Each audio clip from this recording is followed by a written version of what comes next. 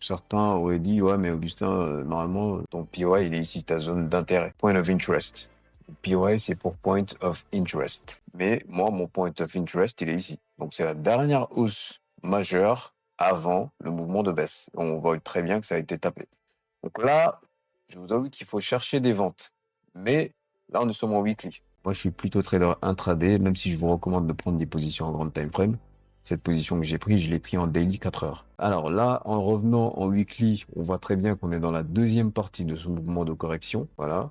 Donc là, on a eu un mouvement haussier, correction, deuxième mouvement haussier, correction, troisième mouvement haussier, correction. Normalement, là, les achats sont finis parce que ce canal haussier devient une zone de piège parce que ça regroupe, ça englobe beaucoup de liquidités dans cette zone, même si nous sommes en daily et que ça peut prendre du temps à créer un mouvement de baisse. Mais je vous avoue que là, si nous avons une annonce économique majeure cette semaine, ça va péter. Ça va faire très mal.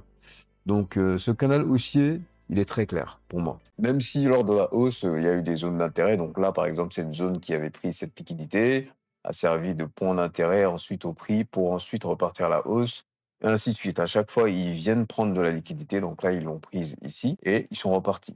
Et exactement, c'est ce à quoi je m'attends ici, avec cette dernière poussée haussière qu'on peut voir comme une seule bougie. C'est ce qu'on appelle un vector candle. Je vais vous montrer quelque chose rapidement. Je vais masquer ce truc et je vais vous prendre ma liste de confirmation. Moi, quand je prends un trade, en fait, mon trade, il doit respecter toutes ces conditions. Il y en a 10. Et parmi ces conditions, j'ai ce que j'appelle le vector candle. Le vector candle, c'est quoi? Par exemple, là, nous sommes dans un mouvement de correction à la hausse. Donc, ça veut dire que j'attends des ventes. En attendant des ventes, mon vector candle, ça va être ma dernière bougie haussière